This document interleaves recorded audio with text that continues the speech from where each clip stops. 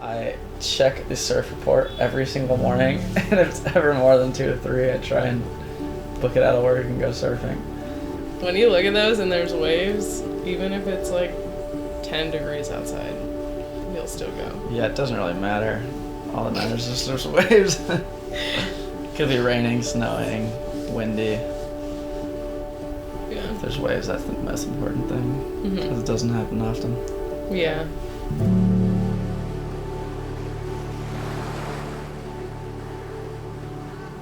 Started surfing when I was about 8.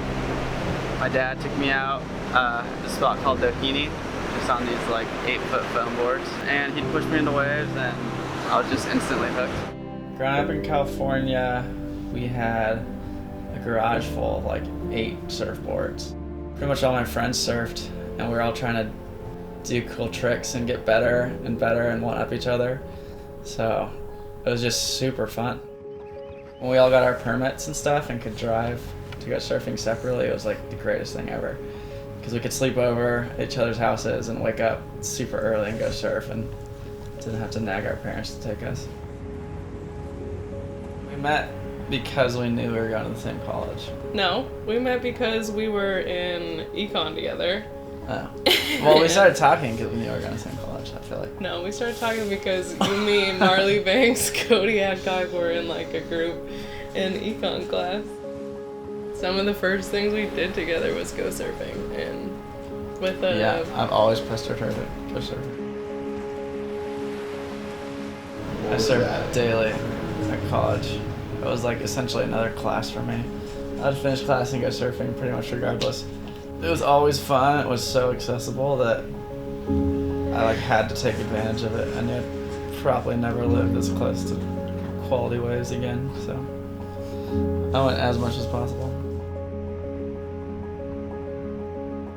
We were kind of ready to get out of like Southern California just because grew up the whole life there, regardless of how much I liked surfing.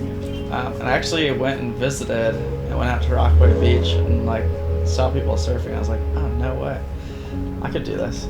And so knowing I could surf in New York was a pretty sick thing to know.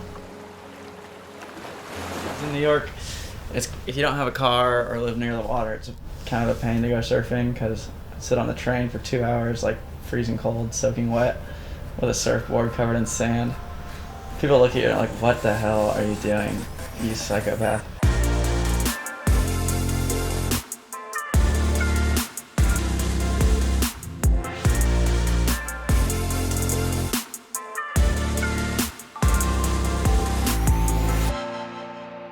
When we came here, like, to visit, where did we go? Where we're just like, oh, we stopped by Narragansett, yeah. Yeah, and we're like, this feels a lot like home.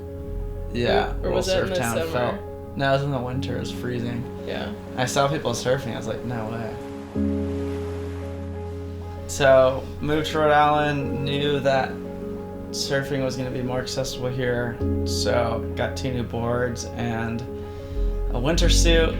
Checked the report constantly and went whenever there was wave. Surfing in New England is tough. There's not a whole lot of swell, so when there is, you got to take full advantage of it and sacrifice work.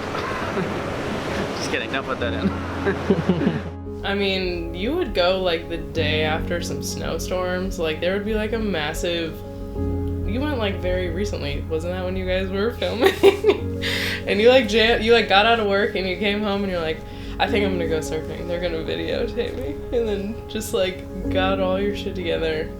And it was freezing cold, like bananas cold. And you were just walking around in the sand and...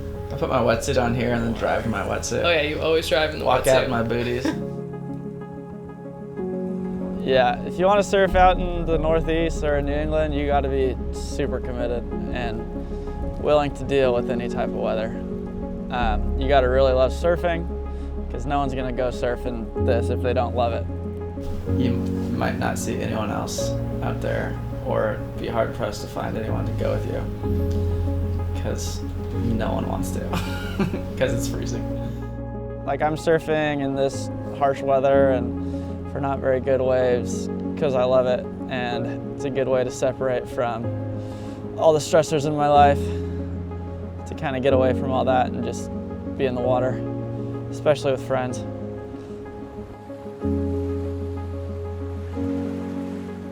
Okay, that day was horrible. That day was tiny. That was probably like the wave of the day.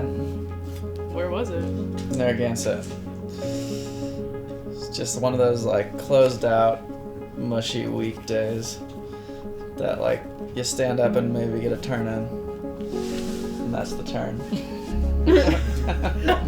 The mushy weak waves. Yeah, no, it was like a beautiful day, but like not good waves. Bye. Sometimes it's just one good turn that just feels right, which makes me want to come back and do it again. You could have like a 3-hour session and not have a single good wave, and then you get like one good turn that just feels right, and that makes me come back.